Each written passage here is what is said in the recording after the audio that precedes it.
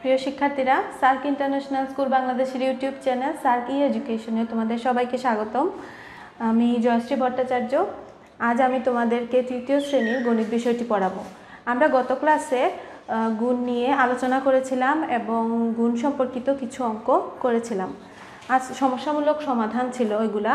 আজকে দেখো, আমি একই অধ্যায়ের বাকি কয়েকটা সমস্যামূলক সমাধান আছে, ওইগুলা থেকে আমি আজকে 3টা সমস্যামূলক সমাধান তোমাদের সাথে আলোচনা করব। আর বাকি যে অঙ্কগুলো আছে একই পদ্ধতিতে আমি তোমাদের বুঝিয়ে দিব কিভাবে তোমাদের এই 3টা যখন করব তখন আমরা বুঝে নিব যে কিভাবে আমরা সবগুলো গুণ করব, এবং তোমরা ওই বাকিগুলো তোমরা নিজে নিজে বাসায় সমাধান করবা। এগুলো হচ্ছে তোমাদের হোমওয়ার্ক। আশা করি তোমরা সবাই বুঝতে পেরেছো আমি কি বলতে চাইছি। এখন আমি তোমাদেরকে 6 নং, 8 নং এবং 11 নং এই 3টা সমস্যামূলক সমাধান করাবো। আর যদি তোমরা গুণ সম্পর্কিত সমস্যা আলোচনা এবং যে গতদিন যে সমস্যামূলক সমাধান আমরা আলোচনা করেছিলাম সেই ভিডিওগুলো না দেখে থাকো, তবে সবাই অবশ্যই দেখে নিবা। এবং এখন আমরা যেটা পড়ব সেটা সবাই খুব মনোযোগ দিয়ে খেয়াল করো। দেখো, প্রথম অঙ্কটা হচ্ছে আমাদের, এক দিস্তা কাগজে 24 তা থাকে, 12 দিস্তায় কত তা থাকবে?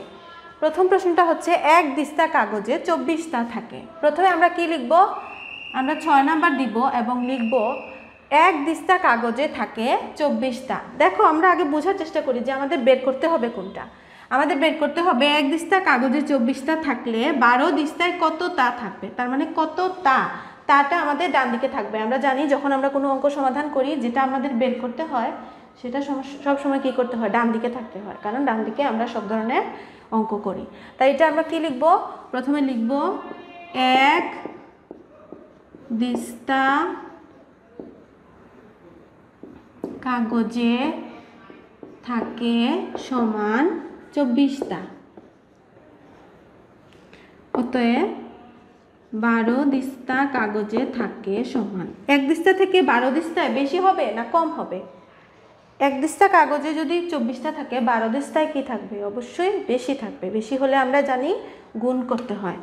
24 গুণ 12 তা। এখন আমরা গুণটা করব। দেখো, আমি পাশে গুণটা করছি, 24 গুণ 12। এটা 2 অঙ্কের সংখ্যা দিয়ে 2 অঙ্কের সংখ্যাকে গুণ। তাই এটা কয়বারে করতে হবে?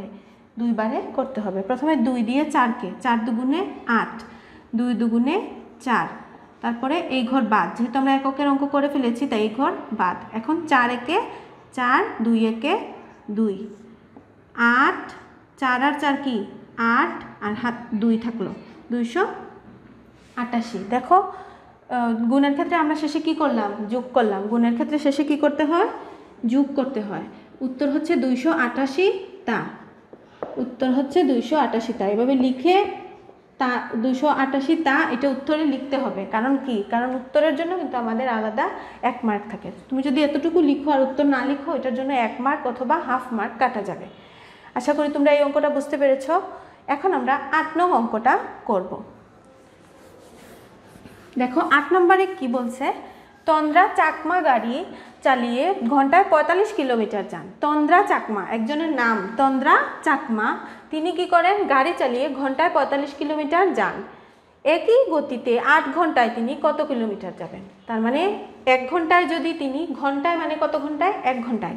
1 ঘন্টায় যদি তিনি 45 কিলোমিটার যান, তাহলে ওই গতিতেই যদি তিনি চলতে থাকেন তাহলে তিনি 8 ঘন্টায় কত কিলোমিটার যাবেন? তার মানে কিলোমিটার, কত কিলোমিটার সেটা বের করতে হবে। কিলোমিটারটা ডান দিকে থাকবে। তাই আমরা লিখব 1 ঘন্টায় যান সমান 45 কিলোমিটার। এটাকে সংক্ষেপে কি লিখলাম? কিলোমিটার লিখলাম।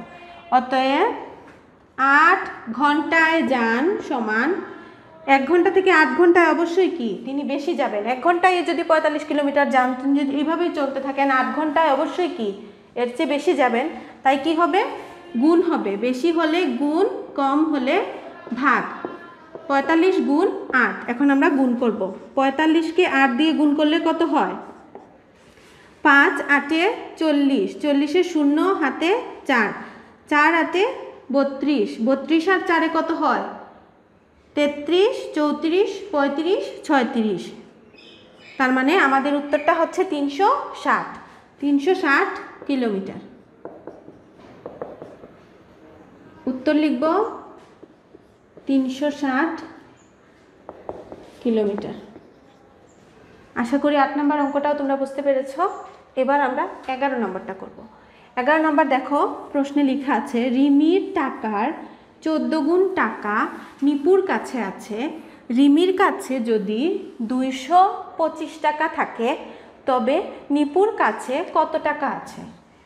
রিমির কাছে রিমির টাকার 14 গুণ, তার মানে রিমির যে টাকা তার 14 গুণ, মানে রিমির টাকার সাথে যদি আমরা 14কে গুণ দেই তাহলে যে টাকাটা হবে সেটা হচ্ছে নিপুর। এখন রিমির টাকাটা আমাদের বলে দিছে, কিন্তু নিপুরটা বলছে যে নিপুর কত টাকা আছে এটা আমাদের বের করতে হবে। তাহলে আমরা কি করব? আমরা যেহেতু আমাদের বলে দিছে যে রিমির টাকার সাথে 14 গুণ করতে, দেখো প্রশ্নের মধ্যে বলা আছে 14 গুণ মানে কি 14কে গুণ করতে হবে। তার মানে আমরা নিপুর টাকা বের করব রিমির টাকার সাথে, এই টাকার সাথে এটা 14 গুণকে কি করব? গুণ করব, গুণ করে আমরা বের করব। তাহলে আমরা লিখব 11 নাম্বার। প্রথমে আমরা লিখব কি, নিপুর টাকা সমান রিমির টাকার 14 গুণ। নিপুর টাকা সমান রিমির টাকার 14 গুণ। রিমির টাকা কত? রিমির টাকা হচ্ছে 225, তার মানে 225 গুণ 14 সমান কত টাকা? 225কে আমরা 14 দিয়ে গুণ করব। এটা একটা 3 অঙ্কের সংখ্যাকে 2 অঙ্কের সংখ্যা দিয়ে গুণ। প্রথমে 4 দিয়ে 5কে, 4 5 20, 20-এর 0 হাতে থাকলো 2, 4 দুগুণে 8 আর হাতের 2-এ 10, 10-এর আবার 0 বসবে, হাতে থাকবে 1, 4 দুগুণে 8, 8 আর হাতের ছিল কত 2, হাতের 2-এ কত হয় 10, 10-এর বসালাম 0, হাতে থাকবে 1, 4 দুগুণে 8 আর হাতের 1-এ 9। এখন যেহেতু আমরা এককের স্থানের অঙ্ক দিয়ে করে ফেলেছি, ওই জন্য এখন আমরা কি করব? এখন আমরা দশকের স্থানের অঙ্ক দিয়ে গুণ করব। দেখো 1 দিয়ে 5 একে 5, 2 একে 2, আবার 2 একে 2। এখন আমরা কি করব? গুণের শেষে কি করতে হয়? যোগ করতে হয়। 0 আর এখানে কি আছে? ক্রস, তার মানে কি 0 0ই থাকবে। 0 আর 5 যোগ করলে কত হয়? 5-এর সাথে 0 যোগ হওয়া মানে কি? কোনো কিছু যোগ না হওয়া। 0 মানে কি? কোনো কিছু না। তার মানে 5 আর 0 যোগ হলে হবে 5, 9 আর 2, 9 আর 2 যোগ হলে কত হবে? 10, 11, 11-এর 1 বসবে, হাতে থাকবে 1, 2 আর 1 3, এই 2 এর সাথে হাতের 1 যোগ হবে, হবে 3, অর্থাৎ আমাদের উত্তরটা হবে 3150। এখন আমরা লিখব 3150 টাকা। তার মানে আমাদের উত্তর হচ্ছে 3150 টাকা। উত্তরটা সবাই মনে করে লিখবা, কারণ উত্তরের জন্য হাফ মার্ক কিন্তু কাটা যাবে। আমি আশা করি তোমরা এই 3টা অঙ্ক খুব ভালোভাবে বুঝে নিয়েছো। এখন এই চ্যাপ্টারের যে বাকি অঙ্কগুলো আছে এগুলো তোমরা সবাই বাসায় করবা, এগুলো তোমাদের হোমওয়ার্ক। আশা করি সবাই বুঝতে পেরেছো।